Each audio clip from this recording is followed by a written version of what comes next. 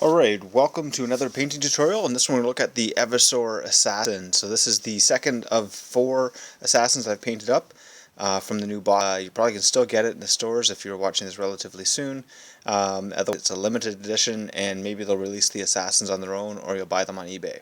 Anyways, this guy here's got a pretty dynamic pose, got this cool piece of scenic base to go along there, and I'm going to show you sort of the basic way that I painted him up. Well, it's not super basic, but I mean the steps that I went through to get there. So I think I improved a little bit on the black suit with the highlight there since the last one, and I'm sure by the 4th I'll have it sort of down pat. So here's the basic base coat. So black on all the skin, and red on some of the details there, and silver, and yeah. So just going along with my wash is first thing, so Carroburg Crimson on all the red. So that's like a bright red, Blood Angels or Mephiston Red, whatever it is. And just giving that a wash. Null and oil for all of the silver bits. You can see that this guy has a bit of different coloring than the previous one, the Vindicator Assassin. Agrax Earthshade is going to go on the skull as well as all of the gold bits. And yeah, so pretty straightforward once you have the base coat done. Just picking out the different details and shading them right now. You don't have to be too neat with this shading. If they kind of flow into each other, that's fine. I mean, dark brown is very similar to dark black. I guess there's no such thing as dark black. Anyways, here's what it looks like when it's all shaded. So very dull colors. Some people like their models to look that way, so you could probably just get away with some edge highlighting and you're done. But I like mine a lot brighter. So Stegadon Green, I'm going to do some sort of turquoisey eyes, as well as this lens on his shoulder here. Just painting that up the dark color there.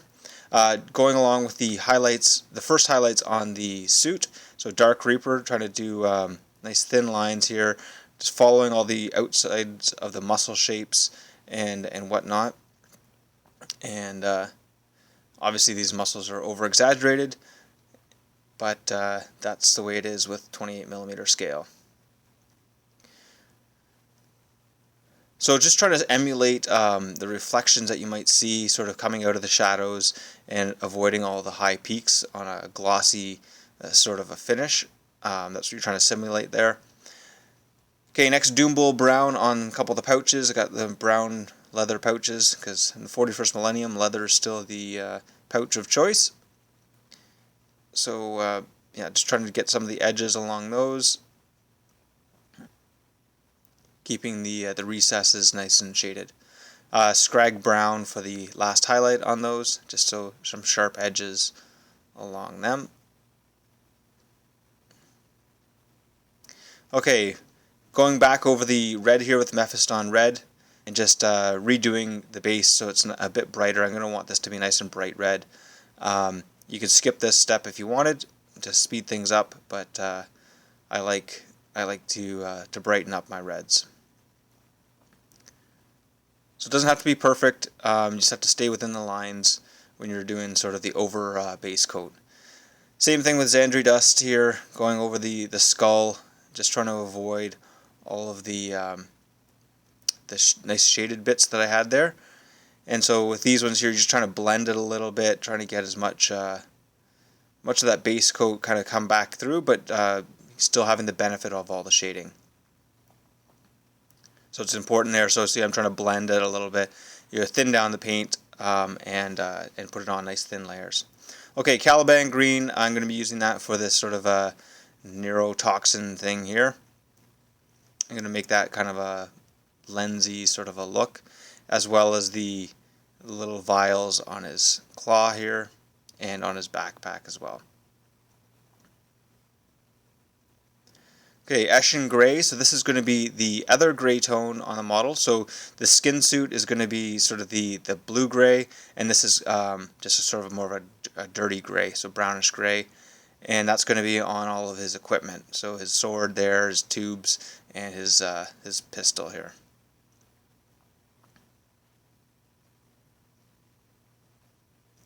Okay, and a Dawnstone highlight on those same bits. So this is just the fine edge. Now for this cable here, just trying to give it a little bit of a reflection kind of a look, so just a sharp edge along a couple things there. And that sword, same thing, just the sharp edge, well, sharp edge of the sheath, the scabbard or whatever it's called. Okay, now Runefang Steel doing similar type of thing with anything that's metallic. So that's both the gold and the silver bits. So just trying to pick out the edges, leaving all of the main flat areas sort of shaded with the Nuln Oil, just to give it more of a worn, battle, dirty kind of a look.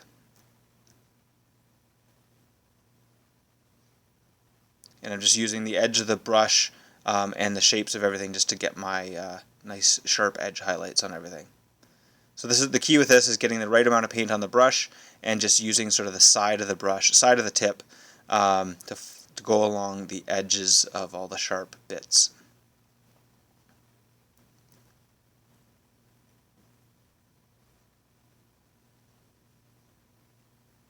Okay, Evil Sunz Scarlet highlighting up the red now.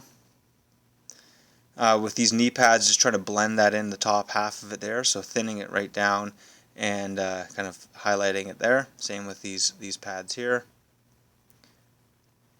Every time my brush goes off screen, I'm kind of I'm licking it to get the right consistency of paint. Now, when I say licking, it's not really licking; it's more of a, I guess, a sucking on it or something. I don't know. Hard to explain unless you've done it yourself. I don't recommend it necessarily. I don't know how non-toxic these paints are, so do at your own risk. Wild Rider Red for the edge highlighting now on all the red. Just going along, same sort of technique, using the sort of the edge of the tip there. This brush happens to have a bit of a curl on it, so that works in my favor. I don't have to quite bend it around the corners as much. I have a kind of a swooping tip on there, and that helps me with all these edge highlights, which is part of the reason why I've kept this brush for so long. I know people comment on me using old brushes, but sometimes brushes get old in a way that works better. Okay, Pink Horror on all of the belting and stuff. So that was done with Corn Red to begin with and just a Nuln Oil shade, and then Pink Horror edge highlights. So it doesn't end up looking too pink, which is nice. And just going along all those edges and kind of pulling them out. Nice and easy way to do all of these straps.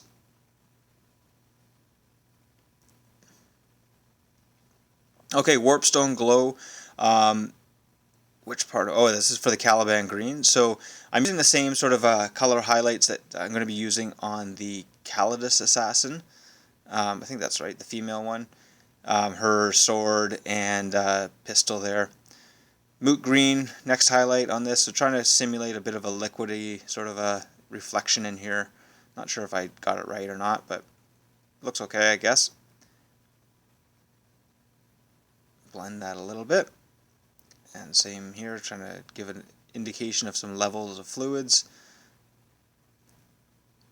Okay, Sotek Green, highlighting up some of those lenses now. Moving on to the other color. So the lower half things here.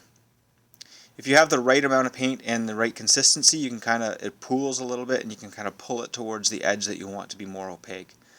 A little bit of a technique that takes some time to learn. And master, it doesn't always work. Temple Guard Blue for the lower edges of these lenses here. Again, trying to blend it a bit. Okay, and then the Baharroth Blue final lower edge highlight.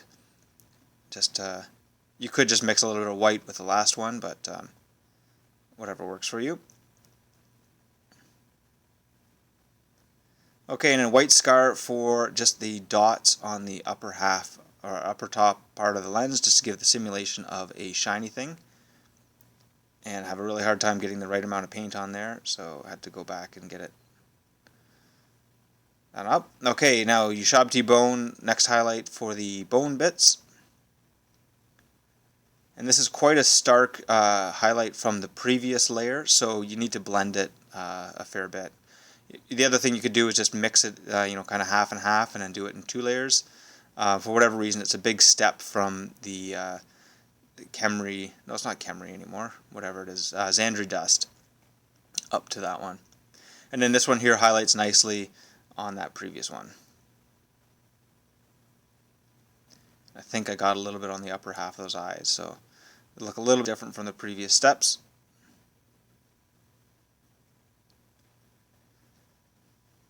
And then Fenrisian Grey for the last highlight on the skin suit. So this is just going to get the really sharp highlights on all the muscles. Just trying to get the right consistency, nice thin lines there. Sorry, it's a bit off camera. I think I'll fix that in a second here. There we go. So just sort of getting the outside edges of all those muscles where they would sort of catch the sunlight or whatever light is shining on these guys in the caves or whatever their things are fighting in the yeah, to get the Chaos Sorcerer. So just going around the whole model trying to pick out all these muscles just like this, and that's it, we're done. I didn't show any of the base because that's kind of basic, if you will. But I hope you like this. If you have any questions about the way I painted it or want to see more pictures, you can go to my blog. Comments on YouTube or my blog, I answer both of those. And yeah, hope you enjoyed this. Make sure you subscribe and share and comment and do all that great stuff to make it get more hits. See you next time.